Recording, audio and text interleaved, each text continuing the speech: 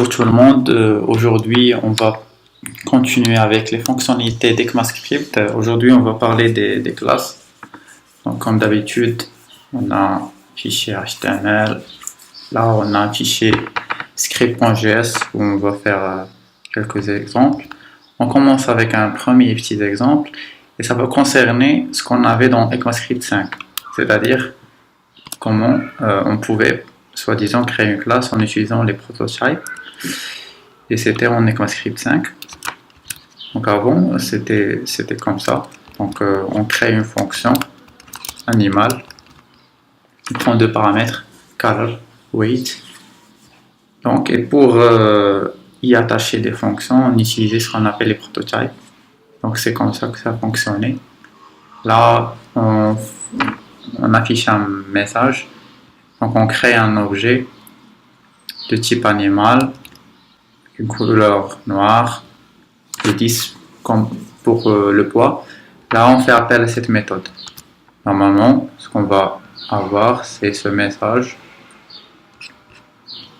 Voilà. Maintenant avec ECMAScript 6, on peut faire la même chose mais en utilisant les classes. Je ne sais pas si vous vous rappelez de la première vidéo, et ça concernait une introduction. En fait, ECMAScript 4 a été abandonné parce que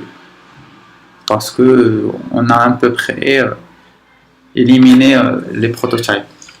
Et pour vous dire, le prototype est considéré parmi pas mal de personnes comme étant le meilleur modèle pour implémenter l'héritage. Du coup, ECMAScript 4 a été abandonné et on a directement passé à ECMAScript 5. Là, on peut avoir le même résultat en utilisant les classes. Je vous montre. Et c'est vraiment plus simple, plus lisible. Et on a l'impression de travailler avec du Java ou du C#, etc. Donc, ce qui est vraiment bien.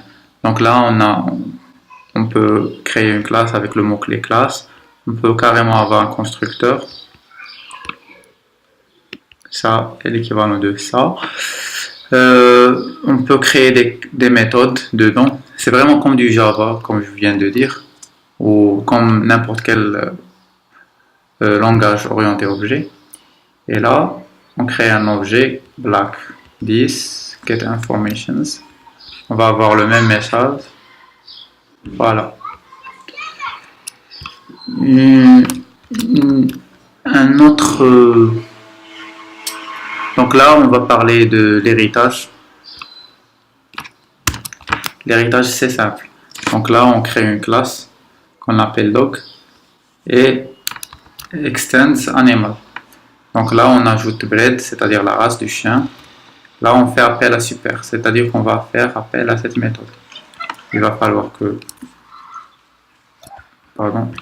Voilà. Il va falloir avoir ça. Comme ça, on va pouvoir faire extends animal. Là, en appelant super, on fait appel à ce constructeur. Et je vous montre ça.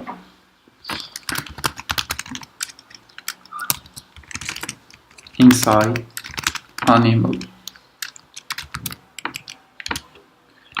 Et là, inside dog. Voilà. On affiche le même message, on y ajoute bread. Normalement, on doit avoir le message inside dog, inside animal et le message. Donc vous voyez, donc super fait appel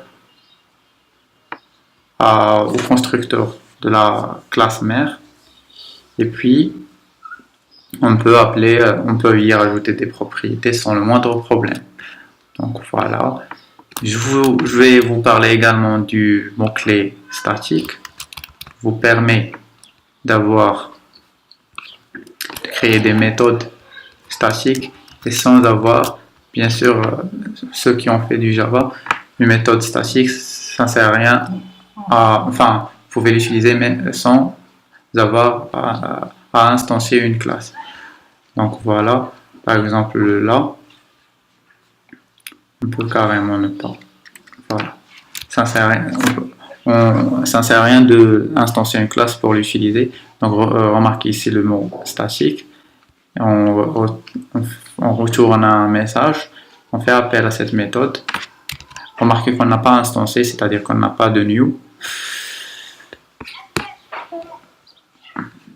Pardon, il nous faut cette classe. Voilà. Vous voyez?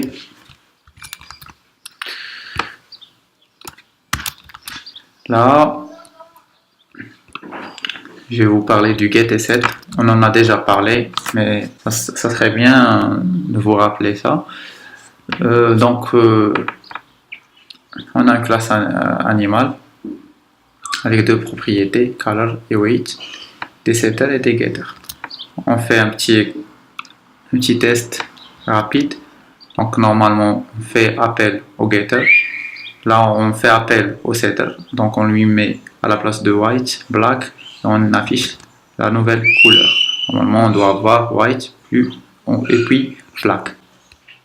Voilà. Donc j'espère que ça a été clair. On se retrouve dans une nouvelle vidéo. Ça va concerner les imports et les exports. Et je vous souhaite bon courage et à très bientôt. Merci.